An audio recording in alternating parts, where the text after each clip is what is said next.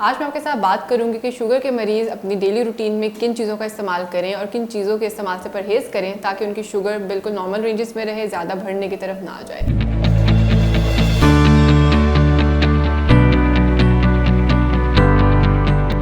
Assalamu alaikum, I'm Zoha Sohail. I'm working as a senior lecturer at Rashidi Medical College and a clinical nutritionist at Marham.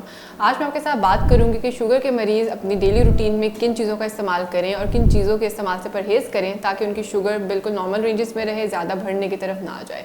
तो सबसे पहले मैं start करती हूँ serials के group से अजनास के ग्रुप से। यहाँ पर सबसे पहले कोशिश करें कि ऐसी चीज़ों का इस्तेमाल करें जो चोकर वाली हों, जिसमें ब्रांड ब्रेड का इस्तेमाल आप करें, होल व्हीट आटा इस्तेमाल करें जिसका आप पराठा भी बना सकते हैं, जिसकी आप रोटी भी बना सकते हैं। क्योंकि आप ऐसे अगर आटे का इस्तेमाल करते हैं जिसमें उसका चोकर एडेड नहीं है, रिफाइंड है, वाइट फ्लावर है, तो उसके इस्तेमाल से आपकी शुगर लेवल्स बहुत तेज़ी से बढ़ेंगी। तो डायबिटीज़ के पेशेंट सबसे पहले इस चीज़ का ध्यान में रखेंगे होल व्हीट फ्लावर जिसमें आप रोटी का इस्तेमाल या डबल रोटी का इस्तेमाल कर सकते हैं। दलिया भी आपके लिए बहुत ज़्यादा बेहतरीन है, लेकिन दलिया के लिए भी वही पॉइंट है कि वो होल होना चाहिए, उसके अंदर होल ग्रीन उसकी मौजूद होनी चाहिए, कोई रिफाइंड पॉलिश इस्तेमाल ना करें। और जब मैं परहेज़ की तरफ आती हूँ तो कोशिश करें कि चावल के इस्तेमाल से, सफ़ेद डबल रोटी के इस्तेमाल से, मैदे वाले आटे के इस्तेमाल से, बहुत से लोग तंदूर की रोटी का इस्तेमाल करते हैं, उन रोटियों का इस्तेमाल से परहेज़ करें क्योंकि वो बहुत जल्दी आपके शुगर लेवल्स को स्पाइक में लेकर आती हैं। इसके अलावा सेकंड फूड ग्रुप की तरफ जब मैं आती हूँ तो उसमें हमारे पास फल और सब्जियाँ आ जाती हैं। फलों में स्पेसिफिकली ऐसे फलों का इस्तेमाल करें कि जिसके ऊपर उनका छिलका लगा हुआ हो, जैसे सेब का इस्तेमाल, अमरूद का इस्तेमाल, नाशपाती का इस्तेमाल, आड़ू का इस्तेमाल, खुबानी का इस्तेमाल आप कर सकते हैं। इसके अलावा जो दूसरे फल हैं जिसमें है आपके पास आम है, केला है, खजूर है, तरबूज है, आम है, इन सब फलों का इस्तेमाल आप कर सकते हैं, लेकिन अपने कंसल्टेंट के रिकमेंडेशंस के अकॉर्डिंग। बहुत ज़्यादा पोर्शन में जब ऐसे फलों का इस्तेमाल किया जाता है तो ये शुगर लेवल्स को बढ़ा देते हैं। इसीलिए डायबिटीज़ के पेशेंट्स को हम लोग फलों के जूस भी रिकमेंड नहीं करते क्योंकि उसमें सिर्फ हमारे पास शुगर अवेलेबल होती है जो शुगर को स्पाइक में ले जाती है। डायबिटीज़ के पेशेंट्स के लिए उन फलों का इस्तेमाल बहुत ज़्यादा बेहतरीन है जिसके अंदर उसका जो छिलका है, जो उसका पील है वो एडेड हो, जो कि हम जूस के दौरान, प्रोसेसिंग के दौरान उसको रिमूव कर देते हैं। तो जिन फलों का मैंने बताया उनका इस्तेमाल आप लाजमी करें। 10 से 11 बजे के वक्त में या शाम 4 से 5 बजे के वक्त में अगर आप करते हैं तो इन फलों के इस्तेमाल से आपकी शुगर भी कंट्रोल रेंजेस में रहती है। इसके अलावा सब्जियों के बारे में जब मैं बात करूँ तो सब्जियों में ऐसी सब्जियों का इस्तेमाल जो हरी सब्जियाँ हैं, जिसमें आपके पास साग है, पालक है, आपके पास मेथी आपके पास अवेलेबल है, इस तरह की सब्जियों का इस्तेमाल करें। शिमला मिर्च का इस्तेमाल करें, बैंगन का इस्तेमाल, करेले का इस्तेमाल, भिंडी का इस्तेमाल, बंद गोभी का इस्तेमाल आपके लिए बहुत मुफीद है।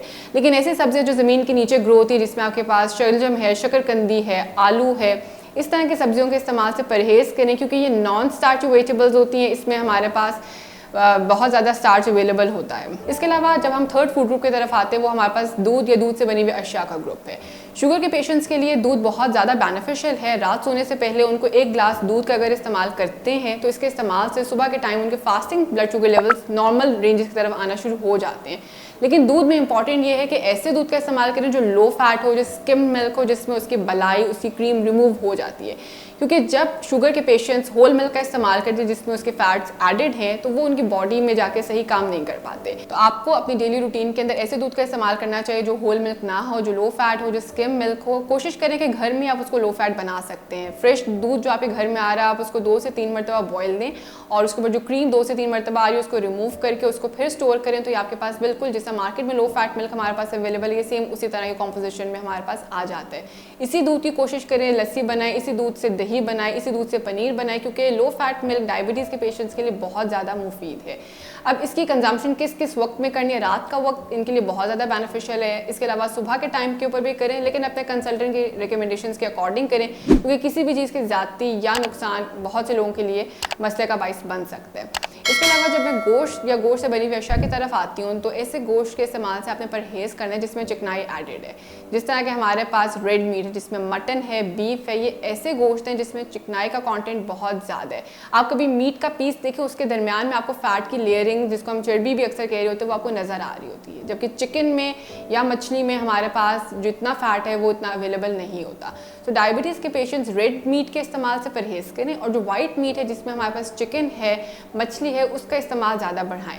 इसके अलावा अगर कोई वेजिटेरियन है हमारे पास तो वो प्रोटीन की रिक्वायरमेंट अपनी दालों के थ्रू भी पूरी कर सकते हैं। अगर आप 2 से 3 दालों को मिक्स करके कंज्यूम करते हैं तो आपको एक गोश्त के पोर्शन जितनी करीब करीब अमाइनो एसिड्स आपको दे देता है जो आपकी बॉडी की ग्रोथ को रोकते नहीं, आपकी बॉडी की ग्रोथ को प्रमोट ही करते हैं। सो वेजिटेरियंस जो हैं वो दालों का इस्तेमाल कर सकते हैं, लेकिन अगर जो एक नॉर्मल लेमैन है, जो एक नॉर्मल हेल्दी इंडिविजुअल है, जो वेजिटेरियन नहीं है और डायबिटिक है, तो वो अपनी डेली रूटीन में वाइट मीट का इस्तेमाल करें, रेड मीट का इस्तेमाल ना करें। कुकिंग मेथड्स ऑब्वियसली बहुत ज़्यादा इंपॉर्टेंट है, जिस तरह मैंने बताया कि इन लोगों के लिए फ़ैट अच्छा नहीं है।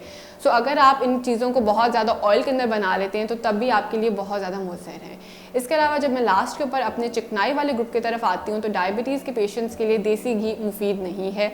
ऐसा घी जो रूम टेम्परेचर के ऊपर जमा हुआ होता है, जिसको हम लोग बनास्पति घी भी कहते हैं, वो उनकी सेहत के लिए बेनिफिशियल नहीं है। जिस तरह से वो बाहर रूम टेम्परेचर के ऊपर सॉलिड फॉर्म में हमारी बॉडी में जाके वो हमारे वेन्स के अंदर भी स्टकअप हो जाता है और दीगर बीमारियों को भी प्रमोट करता है।